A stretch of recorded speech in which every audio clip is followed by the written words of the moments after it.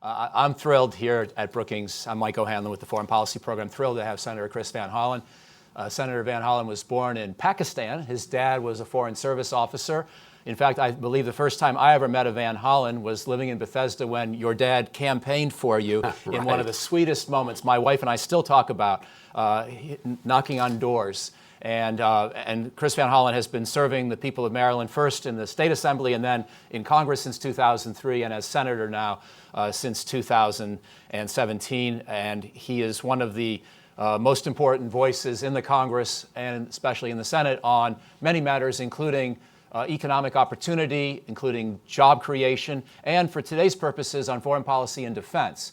Being certainly a proud Democrat, but also from a district that has important defense firms. He's sort of a centrist, pro-defense Democrat, and I think it makes it especially interesting to be able to talk about defense policy with him today. So could you all please join me in welcoming Senator Van Hollen to Brookings. Thank you. And with that introduction, I should say I'm particularly sensitive about this idea that the president and his team have floated that if you're born overseas, you somehow can't be a patriotic American. So it's one of the most outrageous things we've seen in the last week, and that's just one of many. But we can go there later.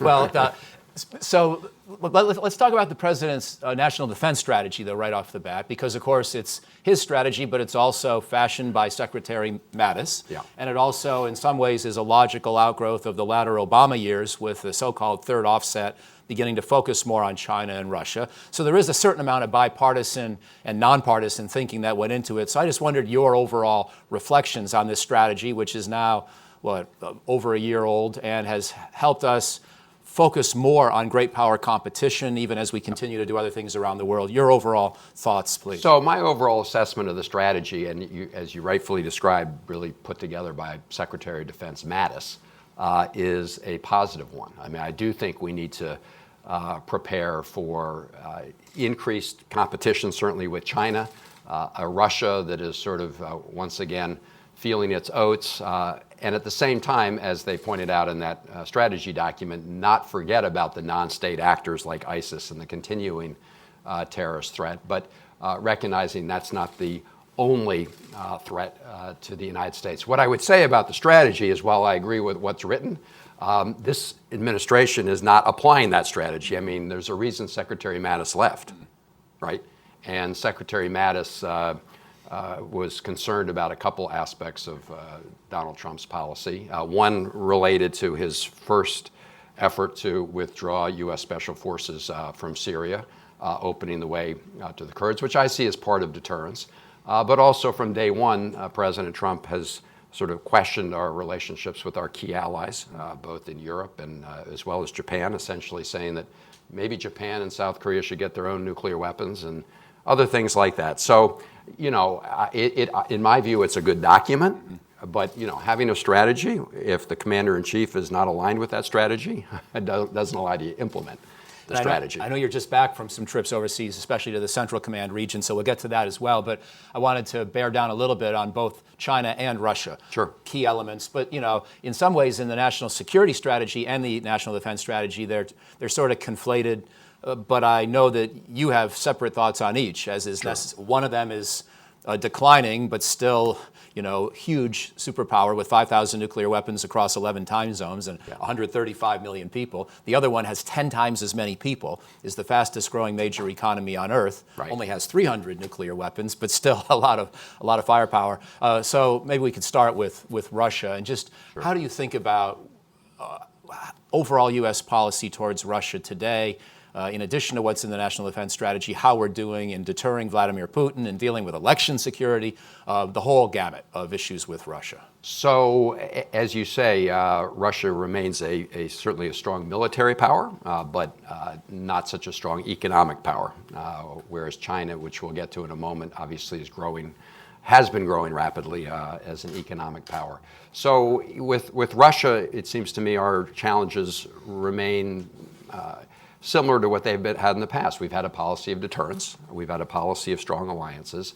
And we need to make it clear to Russia that things like taking Crimea or taking parts of Ukraine are unacceptable. We did that jointly with our European allies when we responded with sanctions, which remain in place against Russia for its actions in Ukraine. I think it's really bad when you cut $770 million out of the Europe special fund to pay for a wall. That sends the wrong signal. And I would also say that when it comes to what just happened in the situation in Syria, we have essentially handed even more influence to Russia than it already had. Now look, I mean, there's no hiding the fact Russia obviously already had a lot of influence in Syria. After all, they have a naval base there. But when you essentially do a deal that allows the Turkish forces to come in and attack our Syrian Kurdish allies, we essentially drove everybody into Russia's hands. And so now you have Turkey, at least in name still, a NATO ally, making common cause with Russia. So my view is that this administration has made a lot of unforced errors. That said, with Russia, we continue to have an interest, in my view, of extending our nuclear arms control agreements. New START will, if we can extend that another 5 years, it will provide the United States and the world with more stability. And it also accommodates, the New START agreement accommodates our current nuclear modernization program. So there's nothing to be gained, in my view, from the United States not continuing with New START. Finally, on elections, we've done a terrible job protecting the United States from elections. The reality is the president really doesn't even acknowledge the threat of Russian interference in our elections. We need to do two things. We need to harden our systems here, right, our election systems, and improve our social media monitoring. But my view is that the best defense is a good offense. So Senator Marco Rubio and I introduced some time ago something called the Deter Act, which would make it clear to Vladimir Putin up front that if we catch Russia interfering in our elections again, there would be immediate and very tough economic sanctions, and not just against a few oligarchs, but against the Russian banking system, energy sector. The whole idea, like nuclear deterrence, is you don't want it to go off, right? You want to create a penalty that's certain enough and tough enough that when Putin's thinking about interfering in our elections, he'll realize there's a big price to pay. Right now, it's cost-free. In fact, he's benefiting. He's creating division and disruption. So if we don't raise the cost to the Russians and Putin up front, let them know, then they're going to come in. So that idea we're working on in the NDAA, the Defense Authorization Bill, can't think of a better place than a bill that's supposed to deal with our national defense and including defending our democracy. So yes to extending New START. That's, I think, in our interest and in Russia's interest. But for goodness sakes, let's defend our democracy. And you're hopeful that Deter Act will make its way through the legislative process, maybe as part of the NDAA? I'm hopeful. Unfortunately, we still have resistance from some in the Senate, including the Senate Republican leader, Mitch McConnell. Nobody can give us a good reason not to support this. I mean, if you go to, I haven't found a single Republican senator that can tell me why this is a bad idea. And the fact that it hasn't moved forward suggests that there's something going on with the Trump administration, undermining this idea from behind. One more question on Russia, if I could, then we'll move on to China and then maybe defense spending. Sure. So with Russia, I'm curious how you feel about the overall stability of Eastern Europe, because on the one hand, ever since the Obama years, we've been, along with NATO allies, putting some forces into Poland and the Baltic states. It's a small presence, but at least it's steady, and it's a deterrent, at least a tripwire, if nothing else. And that's continued under President Trump, even though he's been ambivalent about NATO as an entity itself. And we've seen sanctions applied by the European Union and the United States against Russia over Ukraine. So those parts have been steady. And And yet, General Dunford, when he was still chairman, was here in the spring, and I tried to give him some credit for sort of Europe feeling a little more stable today than it maybe had been 4 years prior when he became chairman. He didn't want any of my compliments. He felt that things were just as much sort of on the edge as they had been, and he was just as nervous as before about the overall state of the Russian threat. One more part of the backdrop is that we've been promising Ukraine and Georgia since 2008 that they would someday be in NATO, but there's no timetable, there's no interim security guarantee. I personally question whether it's a realistic or a desirable approach. But anyway, that whole Eastern European swath of territory, how do you feel? You've mentioned Ukraine already in the context of, obviously, the economic assistance and the controversy over that, but I wondered how you felt about the stability and security of Eastern Europe these days. Well, overall, I do believe that our strategy has been successful. Obviously, the Russian incursion into the Ukraine was a chink in the armor, but we did respond jointly with our European allies with sanctions. So I think we sent the right signal there. As to your question about Ukraine's NATO membership, my view is we shouldn't be rushing into that, I think there's a fair debate to be had about exactly if and how we would move forward on that. So look, I think our greatest concern with respect to the eastern flank goes back to the fundamental question of credibility of deterrence, right? And so you need a robust, military deterrent. But as you know, deterrence also includes perception. And that is where this administration has, to some extent, undermined our credibility, not just by questioning NATO, but just by questioning American commitments around the world to our NATO allies, saying, if you don't, I'm all for more burden sharing. This has been a debate, we've been engaged in this debate for 20 years on burden sharing, and we should use our leverage, but essentially saying, we don't think it's a good deal for the United States, and if you don't pay up, we're out. That undermines our credibility. As does saying to Japan, I don't think we have a good deal there, and you should develop your own nuclear weapons. So, as does, and I did bring a prop today because I think this is significant. The Economist magazine is not prone to sort of overstatement, and here is it, the headline, right? Who can trust Trump's America? The consequences of betraying the Kurds. The point being made here is that people's perception of our ability and willingness to stand up for our allies is a critical part of deterrence. And when you have a commander-in-chief making statements that question those commitments, then I think you undermine those. But I would say from a military perspective in Eastern Europe, and from an economic perspective, I think things are relatively stable. I think Russia's probably will not, take further actions in Ukraine. That's my best guess at this point in time. So moving to the Western Pacific region, I want to ask you about China, and maybe even about North Korea in passing at least, before we come to the defense budget. But I wondered how you felt about our overall posture in East Asia. And of course, we have the U.S., Japan, and U.S., Korea alliances. Fortunately, we have the forces in both countries that, despite President Trump's words, the forces are steady and they're always there. So that gives some degree of steadiness and resoluteness. Yeah. But I wondered how you felt overall about our efforts to compete with a rising China, now number 2 in the world in GDP and military spending, in research and development on advanced technology, on a whole host of areas, and ahead of us in some manufacturing indices. So how do you feel about that competition going forward and the broader state of the U.S.-China relationship? Sure. Well, I do think that is our main arena of competition going forward. And I say, competition in some areas, it's they're an adversary. I hope we can avoid, I don't think it's in our interest to get into some kind of new Cold War with China if we can avoid it.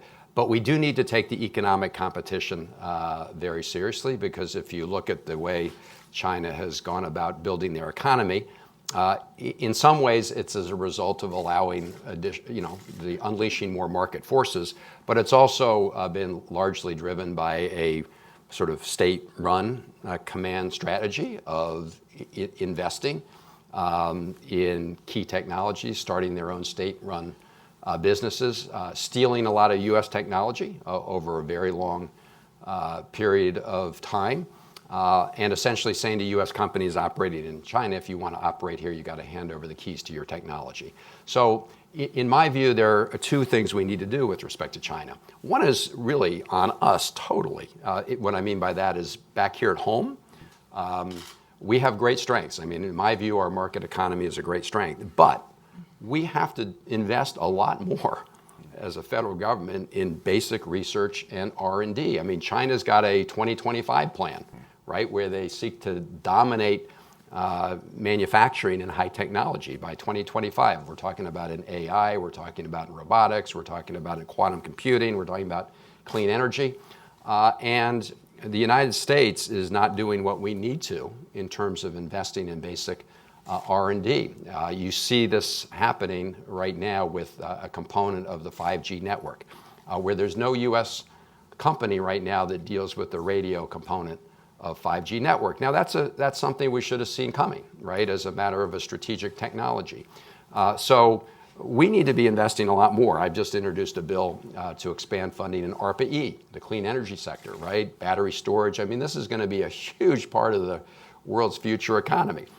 We need to do that in these other key areas. We need to focus on our education system. We need to make sure that we have students who are equipped to compete in the world. So that's something totally under our control. Number two, we can defend ourselves against some of their sort of unfair practices or targeted practices. So in the Banking Committee last year, we strengthened what's called the CFIUS law, where we monitor a lot of China's investments in the United States so that we're sort of on alert if they're purchasing a Silicon Valley firm that we think is really important to our advanced edge in technology. So we've done that. I actually, the one area where one of the very few areas where I agree with the Trump administration strategy has been with respect to, for example, Huawei and putting them on the so-called Commerce Department blacklist, because that is sort of hitting China where it hurts and where, in my view, they acquired a totally unfair advantage through theft of technology and IP. So I support that. In fact, I supported the point that Tom Cotton and I introduced a bill that prohibits the administration from taking them off of the blacklist without congressional approval. Why did we do that?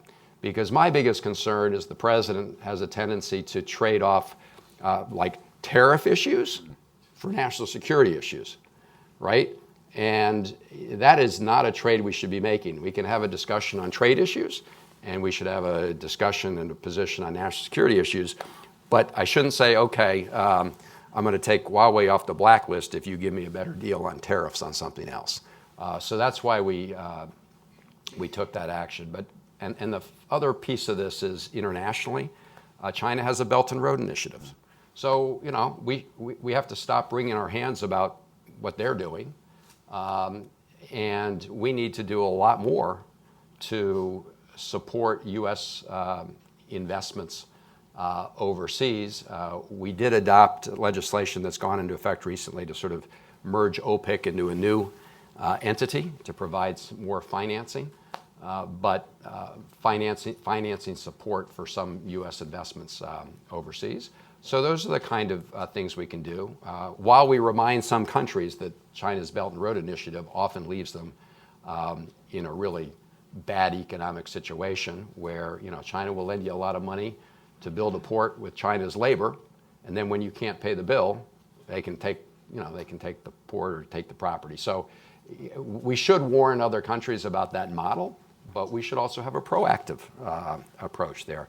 So we haven't talked about the military component. As you mentioned, China, it has a nuclear force, but I think it's about 1/10 the size of our nuclear forces, which is why I think it's a total red herring for the administration to say they don't want to move forward on New START until you have China in the agreement.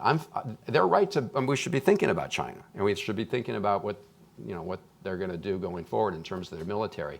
But extending New START for 5 years, we should do that without worrying about China right now, at least in that context. Are there any military scenarios in the Western Pacific that worry you more than others? I mean, of course, China's been talking about the so-called 9-dash line, more or less trying to treat the South China Sea as an inland lake, not necessarily physically enforcing that, but trying to get in the way of a lot of ships as they try to move in that area. They have an unresolved dispute, obviously, with Taiwan. And we have a Taiwanese presidential election coming up where President Tsai appears likely to be reelected, and she's not seen as friendly towards Beijing, so that could be tough. And then, of course, there's the Senkaku Island dispute with Japan. Yeah. Anything that concerns you more than anything else, or are these just all areas we got to keep our eye on? Well, I'm glad you raised that. I mean, you've got China sort of testing us in the South China Sea and other areas in that region. So I think we need to continue to, operate our military vessels in a way that makes it very clear that we're not going to allow China to sort of rewrite the rules unilaterally as to, freedom of passage and freedom of the seas. We need to make that clear not just for ourselves, but our other allies in the region, because, as you know, China has also built a lot of artificial islands, and they're encroaching on fishing rights and other things in that area of many of our allies. So we need to make that point. With respect to Taiwan, we need to continue to, maintain our relationship with Taiwan and make it clear that any effort by China to use military force would be a very bad idea. As to the islands, I know you've written on this recently. I think I agree with your assessment of the islands. These are worthless. There are a lot of worthless rocks. But we have said we would defend Japan, even though we haven't taken a position on who actually owns these islands. I do think we need to think through, as you wrote in a recent paper, exactly how we would go about dealing with that kind of situation, right? Where you have to think very clearly how you want to escalate a situation in that kind of circumstance. But for now, our position has been clear, which is that we support our allies, and we also we need to remind our allies that this is a defense pact. That doesn't mean that we are a screen for any of our allies, and I'm not talking about anyone in particular, to be aggressive against other countries, thinking that therefore they can hide behind the U.S. nuclear umbrella. Thank you for the book plug, by the way. And I realize bleary-eyed Nats fans may not want to read books today, but the bookstore will be open on your way out. Yes, I recommend for the Senkaku Paradox. But if we could ask, or I could ask a question briefly about North Korea, and then come back to the defense budget. And I guess in addition to the military preparations that we continue to make on the Korean Peninsula, I wondered if you had any comment or advice, whether for President Trump and his negotiators, or even for Democratic presidential candidates who might replace or want to replace President Trump, about North Korea and the nuclear situation. Because if I could just give an additional word of background, it strikes me that however unconventional President Trump's approach and however regrettable some of his comments about the alliance, there may be an opportunity that's come out of this diplomacy with his new bromantic partner, Kim Jong-un.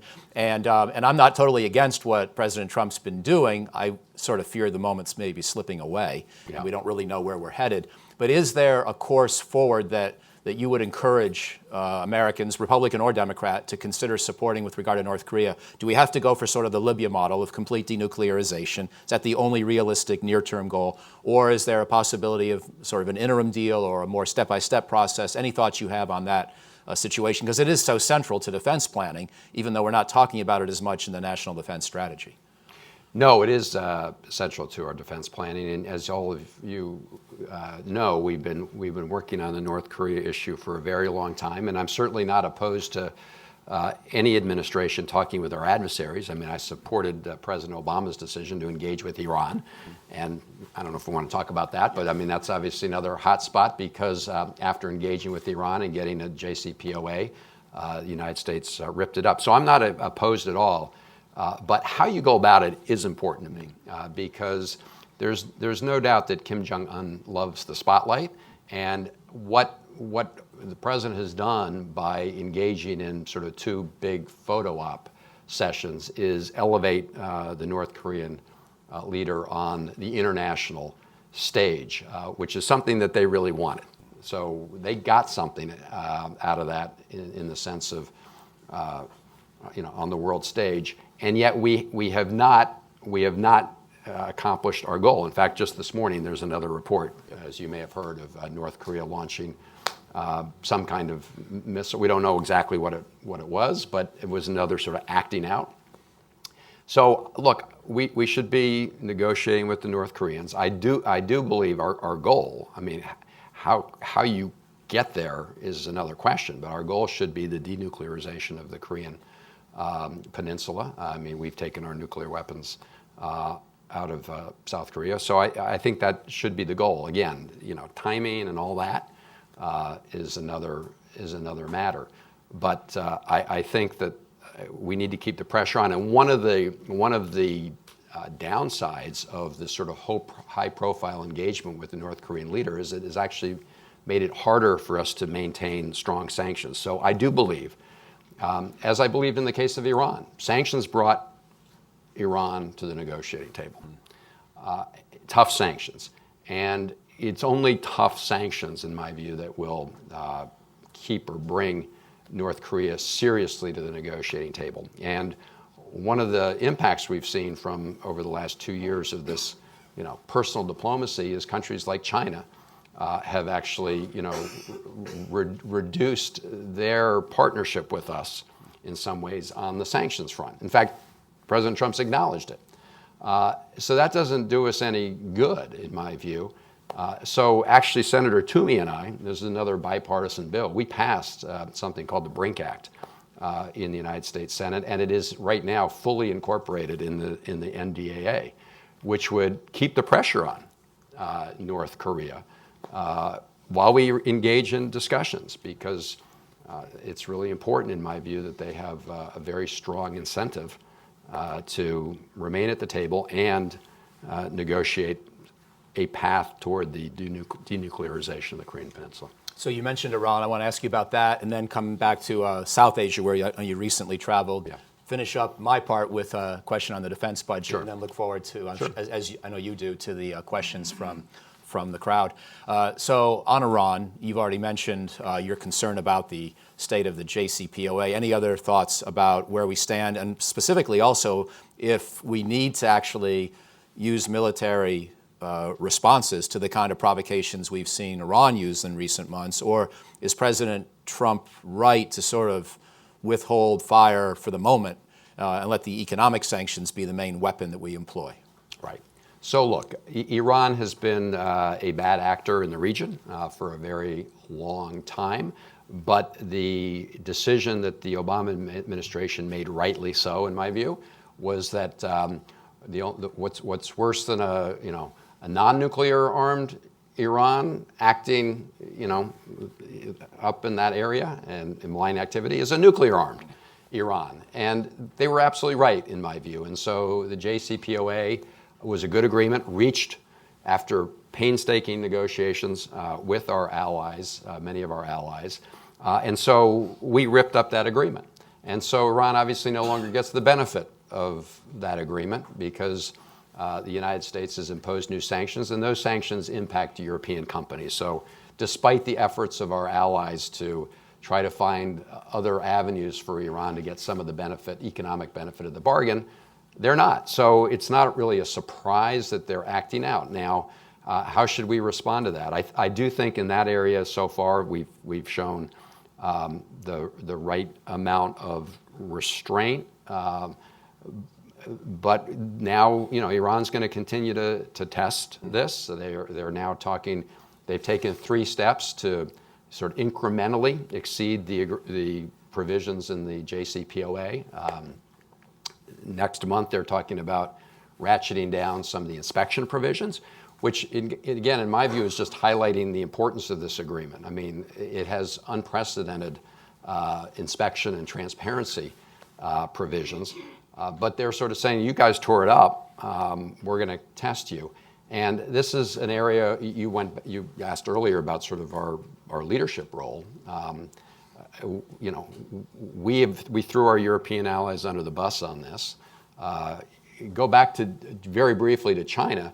Really, our strategy with China should be working with our European allies on sort of trade negotiations with China, dealing with Huawei and 5G. Instead, what we've done, we slapped what we call 232 tariffs on some of our allies, including Canada, national security related tariffs. So it's kind of hard to get your allies together with you as part of a strategy when you're poking your finger in their eye. So that's on Iran. I know President Macron tried to put something together. My view is that we should be engaged in a lot of quiet diplomacy here to see what we can do at this point. I mean, the administration put a list of 12 demands. There's no way Iran's going to accede to those demands. And by the way, I think everyone knows this here, but what we've done is strengthen the hardliners in Iran, who now say to those who helped negotiate the agreement, see, we told you so. You can't trust the Americans. And on this issue, actually, the Iranian people, who generally are pro-American, if you look at polling, are actually, we're actually sort of throwing them more in the arms of their regime in terms of our current strategy, which is a losing proposition. On the Iran deal, one last follow-up, if I could. Do you think that a Democratic presidential candidate should aspire simply to return to the deal as is, or are there elements of the 12-point proposal that Secretary Pompeo, I think, articulated last year, for example, extending the duration of some of the nuclear restrictions, that should be considered as a way to get back into sort of a compliance mode? So, look, my view is this was an agreement, and we should go back to the agreement. But we should immediately engage in discussions about extending the timeline of the agreement. And there are other levers we can use consistent with the agreement that would encourage them to extend the nuclear provisions. When you get into a much sort of a broader area of discussion, including Iran's activities in the region and their ballistic missile program, those are also all things that we should be talking about. But adding those as conditions of an agreement that the United States and our allies already agreed to, I think is unrealistic, and we were not able to achieve that then, and I don't think it's because we had bad negotiators. I think it's because every agreement that's toughly negotiated, it's never perfect, but it was a case where you don't want to make the perfect the enemy of the good. So I'm very curious what your impressions might have been on your trip recently to South Asia. Yeah. And it's an area, of course, where at least there's some good news in the form of India's economy and U.S.-India ties, but with Pakistan and Afghanistan, we continue to have frustration, and it just seems like the record that gets stuck and keeps playing the same way. And I wondered if you saw anything more encouraging or any other impressions you had from that part of the world. Sure. Well, thanks for asking. Yeah, I took a trip about 6 weeks ago to India, Pakistan, and Afghanistan. And in New Delhi, we talked a lot about economic relationship. We talked about climate change. I mean, India is expected to have the world's biggest population in about 3 or 4 years. So we talked about those issues. We talked about issues of U.S.-Indian cooperation in the Indian Ocean and the Pacific.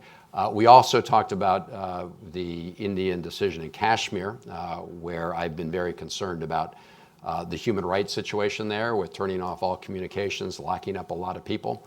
I asked to go to Kashmir. The Indian government did not allow me to go at the time. Maybe we'll try again. So that was an issue. And of course, Kashmir also is a flashpoint between India and Pakistan, being probably one of the biggest long-standing areas of conflict. And just on that piece, before we get to Afghanistan, I mean, when you look at hotspots around the world, Iran's obviously one, but people often sort of forget about the India-Pakistan conflict. 2 nuclear-armed countries, neither are members of the Non-Proliferation Agreement.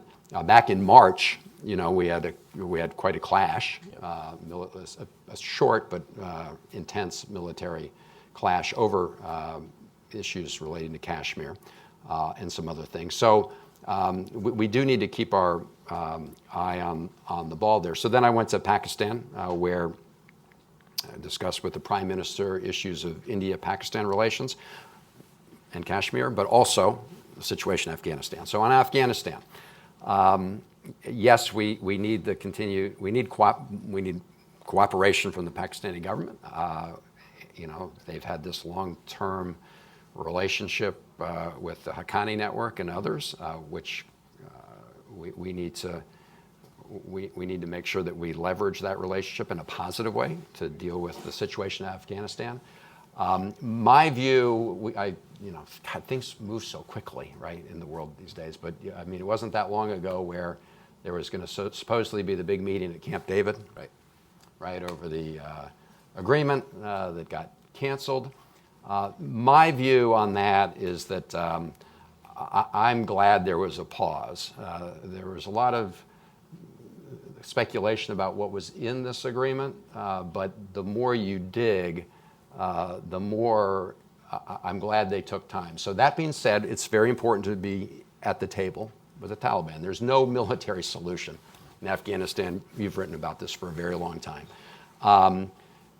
But it is important to get an agreement that, number one, achieves our objective of making sure Afghanistan cannot become a haven again for al-Qaeda or any other terrorist organization. And the biggest concern, and you probably heard this from our commanders on the ground looking forward, was less al-Qaeda, although that's still a virulent potential, but ISIS-K, ISIS-Khorasan, which is sort of one of the ISIS franchises in Afghanistan.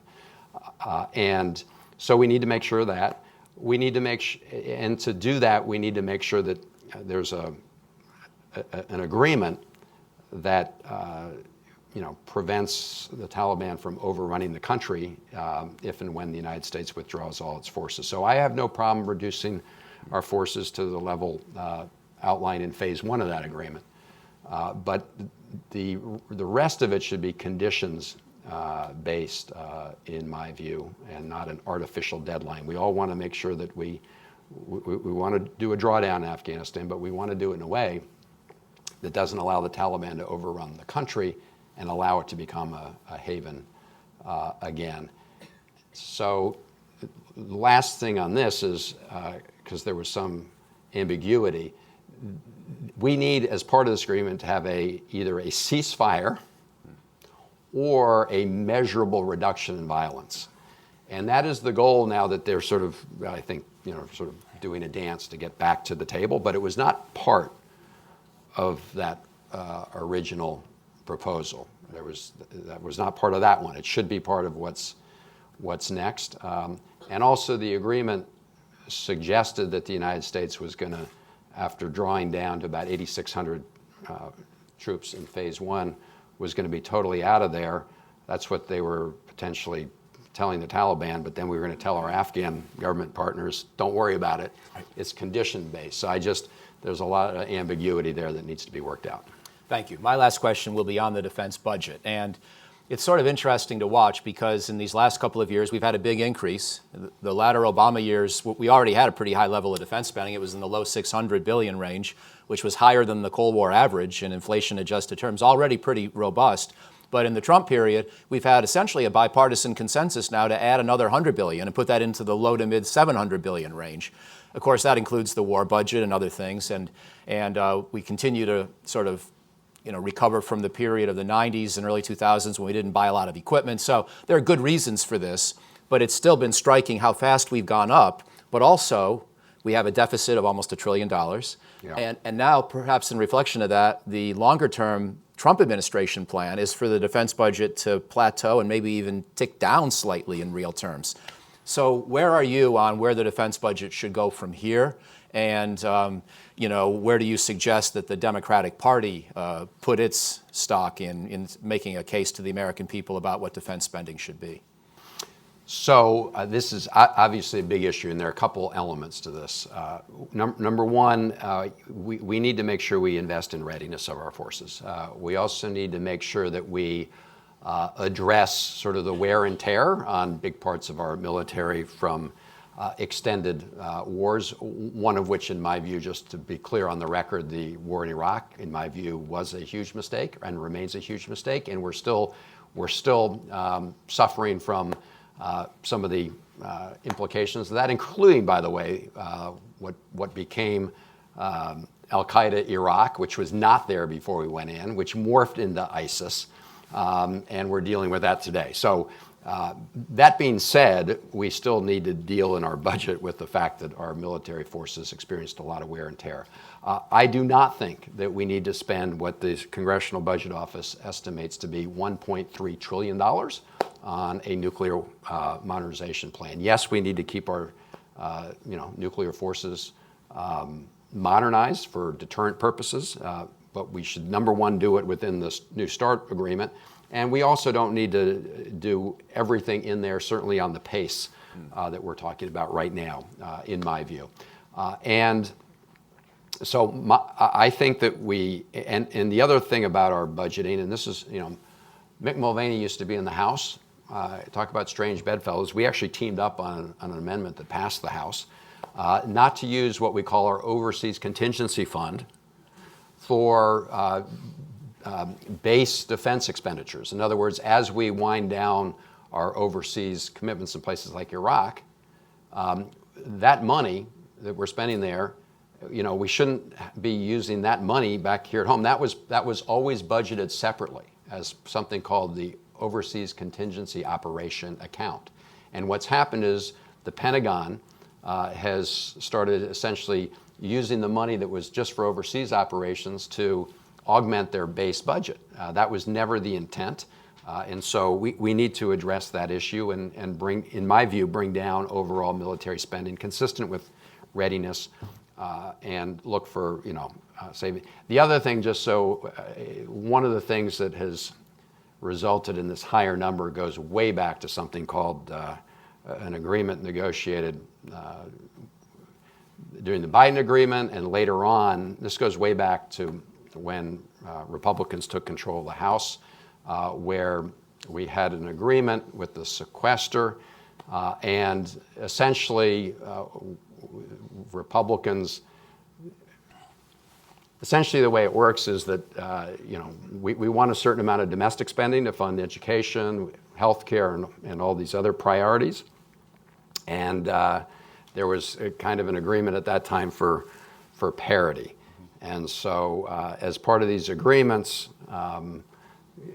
when Republicans want to keep defense spending at a certain level, the parity principle applies. And that's not necessarily the right way to do a budget. You should budget based on priorities, not on necessarily an artificial number agreement. But that is another piece of this sort of political reality on Capitol Hill right now. That expires in 2021, yes, right? It does. So we got this year's budget to finish, and then next year's, and then we'll be done with the Budget Control Act. That's exactly right. For better or worse, probably for the better. Yes. So, well, we've got about 15 minutes, so please, we'll start way in the back, and please identify yourself and ask a question for the senator. Good morning. My name is Laura Kelly. I'm from the Hill. Senator, what are the chances that yours and Senator Lindsey Graham's Turkey sanctions bill will get a vote in the Senate? Well, thanks for asking. Just a bit of background here, because I mentioned at the beginning, but we didn't go into a lot of detail. So, let me answer your question very briefly and then provide a little data. So, we are pushing very hard to get a vote in the United States Senate on a bill that would impose sanctions on Turkey for its attacks on the Syrian Kurds. And again, the conditions are written in a way that, we prefer the sanctions not take effect or stay in effect. So if Turkey stops killing Syrian Kurds and Turkey pulls back to where it was before the attacks began, then the sanctions wouldn't apply. Now, there's no sign right now that Turkey's doing it. In fact, there are signs that Turkey is actually moving their forces outside of what was sort of called the safe zone, and launching attacks now on Syrian Kurdish allies outside the area that Turkey was supposed to, be in for at least for a while in northeast Syria. So the House, as you know, just passed the other day, 2 days ago, a sanctions bill. The bill that Senator Graham and I introduced is stronger, but at this point in time, my view is I'd be happy just taking up the House bill and passing it. I prefer our bill, but the House bill, again, it sends a strong message.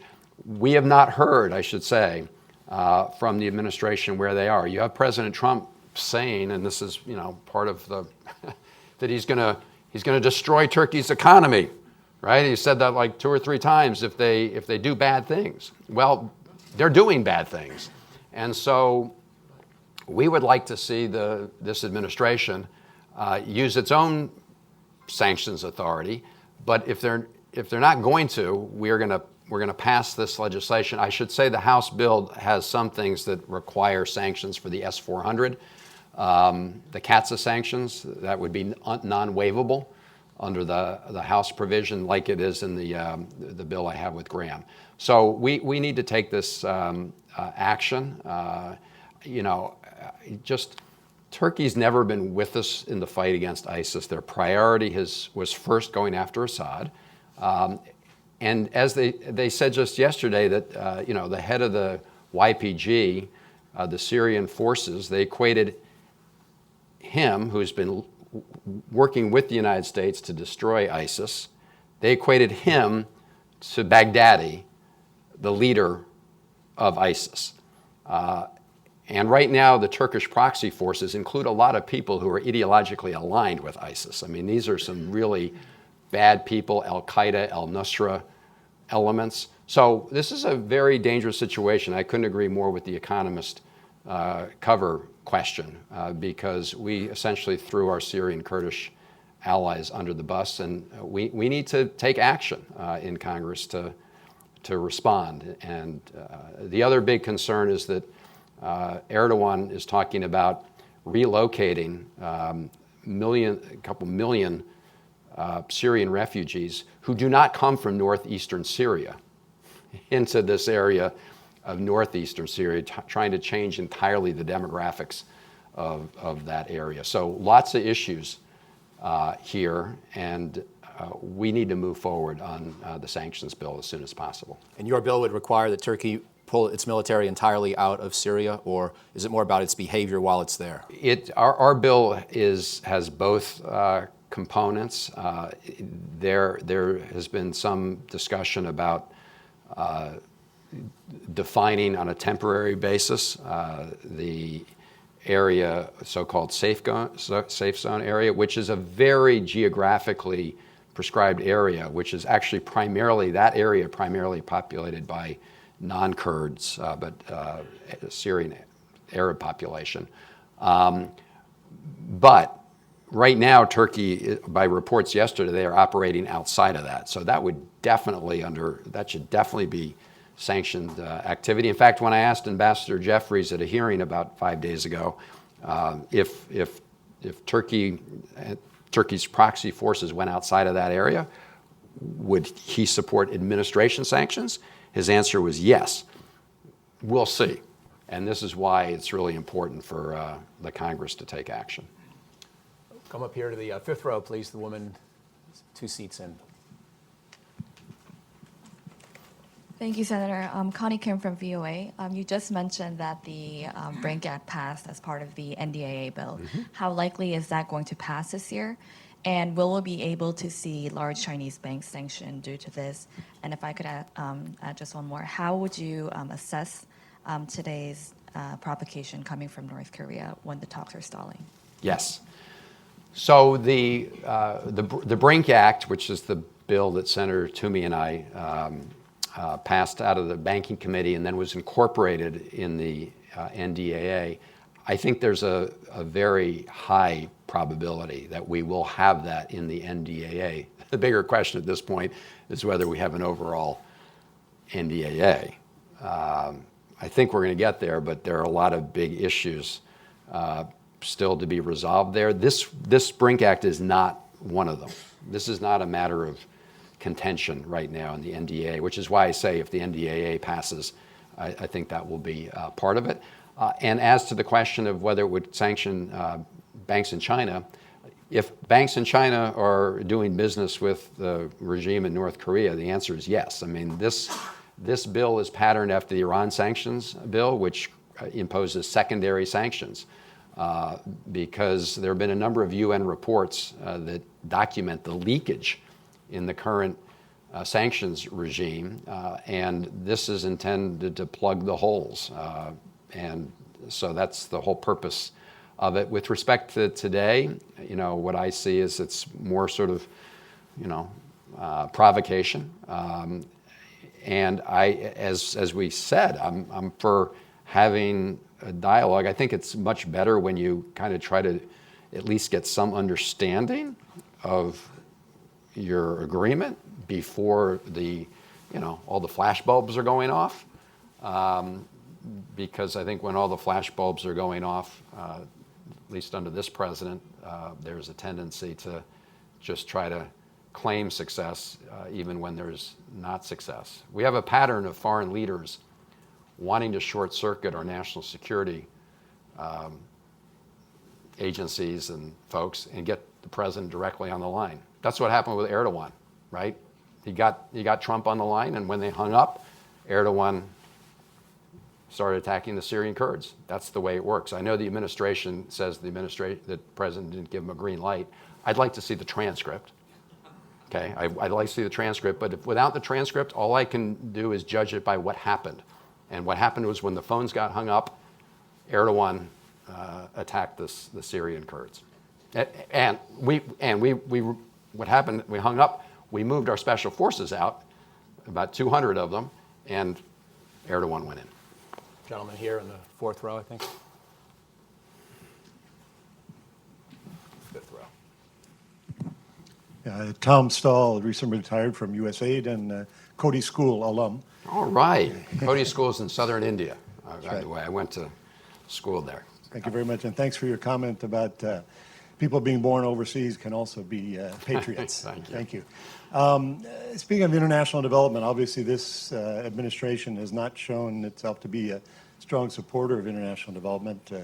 Proposed major cuts in the budget every year. Thank you to Congress for putting that back in. And recently has talked about using international development, in effect, as a way to reward our friends and withhold from our people who aren't supporting us. Does international development play a role in our national security and in our defense strategy? Or is it just something that is a good thing to do, protects American values, but maybe, is it something important for defense too? So thanks for the question. Yes, in my view, our overall national security strategy has three elements, right, at least, but defense, diplomacy, and development. And, development ranges from everything from an educational or health program in a particular country, which both strengthens, situation and stability in that country, but also there also has a benefit to the United States. But I'd say the best testimony for this has been a series of secretaries of defense, including Secretary Mattis, who essentially said, to the extent you cut the State Department's budget, which is puny in comparison to the Defense Department's budget, it means you have to use more bullets, not less. That's a really important part of our strategy, and it's not just, it's not just sort of U.S. charity. In my view, it is really essential to building relationships with countries, strengthening our institutional connections, but also, as I said, trying to reduce instability. Now, there are lots of places where you're going to make those investments, and you're still going to have a pretty unstable situation. But I think if you look at the investments we're making, the amount that we're investing, you can make a very strong case that it has strengthened U.S. interests broadly around the world. And look, China is sort of trying a strategy on steroids, right? I mean, they've got the Belt and Road strategy, and you know, you have a lot of countries now that go, you know, where's the United States? Now we've tended to focus more on some of these areas like healthcare and education, and I always remind these countries that, you know, China's not spending a lot to help eradicate disease in your country. They want to build a port and maybe take the port. So don't forget that the United States has been, you know, providing important development assistance. Should we consider larger infrastructure projects or at least financing mechanisms to support sort of U.S. Investments? Yes, we should. And there was this new legislation vehicle that was enacted to merge OPIC into, you know, that kind of entity that's just being stood up now. But I do think that that's been a very important dimension of our foreign policy, and I've seen it firsthand. You know, I lived in Sri Lanka. I remember going to a very remote village in Sri Lanka, and this was in the late 70s, early 80s. Going to a hut, and in sort of a dimly lit hut, there was a picture of John F. Kennedy. It was because the Peace Corps had been there, and they built some wells at the time. And you know, it's easy to underestimate, you know, the impact and goodwill that provides. That doesn't mean there are lots of examples where, you know, we've made investments and, you know, the population doesn't necessarily appreciate it. But most of these countries, while they may disagree with the particular policy of our government at the time, I would argue a lot of that work that we've done is, in addition to our values and our fight for rule of law, which at least historically we've been there for, it's also because of some of these important investments that we're making in these countries. See if we can do one more question from this side of the room, and then I think we'll have to wrap up. So yeah, about in the seventh row there, please. Hi, Manuel Reinert, American University. So let's say because of a lack of candidates, you enter the primary race tomorrow and you end up winning the presidency. What would be your grand strategy for the Middle East in terms of alliances? Which actors would you talk to? Which goals do you think the U.S. should be trying to achieve? Wow. That's a big one. I'm sorry, I was going to ask the guy with the Nationals jersey to ask whether we should use OCO to give Rendon a deal in the contract. That was going to be the last question, but he left. So we got to do the Middle East. Well, we should do that deal. So look, the Middle East, you know, I will say that no recent administration has, with respect to, for example, Syria, you know, had a policy that you know, has accomplished a lot of the goals we want to see. But in the Middle East broadly, my view would be that the United States try to avoid getting in the middle of a sectarian sort of war, conflict between the Shia world and the Sunni world. Now, so what do? I think we should restore the agreement with Iran. Recognizing that that's not going to transform them into sort of a good actor in the Middle East. But as I said earlier, a nuclear-armed Iran doing bad things is worse than a non-nuclear Iran doing bad things. I think that in Syria, which is really the goal in Syria is to, in my view, have you know, protect the territorial integrity of Syria. I would argue that, you know, certain regions should have a fair amount of local autonomy. For example, in the northeast area, you know, Syrian Kurds do not want an independent country. They want some local autonomy, as you have in Iraq, in the northern part of Iraq. So I think, you know, but we have to negotiate. That needs to be negotiation. The United States has sort of lost a lot of leverage in that negotiation. And then, you know, my view with respect to other issues is the United States should be working very hard to try to at least preserve the opportunity for a two-state solution, between Israel and the Palestinians. I think that this administration has veered off totally outside of what had been a pretty bipartisan consensus in the United States over a period of time, and formalized with George W. Bush in the early 2000s, where it was our policy to push for a two-state solution in the region. I think that also create, obviously the situation there now creates a lot of tensions throughout the region. So I think there are a number of things we could do to provide increased stability. Lebanon remains we have protests going on in Lebanon right now and in Iraq. And that gets me back. The last piece on this is in Iraq. We need it's one of those we're not paying any attention to Iraq, but as people may have seen, Iraq, when our U.S. Special Forces began to leave northeast Syria and go into Iraq, the Iraqi government said, not so fast. Not so fast. You're not coming through here. And if we're actually going to, that's a whole other issue dealing with these oil fields, but you need Iraqi cooperation to achieve a lot of our goals in the region. And right now we're not doing a very good job. The president of Iraq, Barham Saleh, just gave an interesting interview recently where he pointed out a lot of the problems with current U.S. policy in the region. That's a pretty good start to a Middle East strategy. You sure you don't want to run for president? No, yeah. A quick housekeeping note before we thank the senator. We have an event here at 10, so could you please take your cups with you? I'm sorry we don't have any bubbly to keep the Nat celebration going, or at least Halloween candy, but please, if you could. And then could you please join me in thanking Senator Van Hollen? Thank you. Thanks for watching. Be sure to like and subscribe for more videos from Brookings.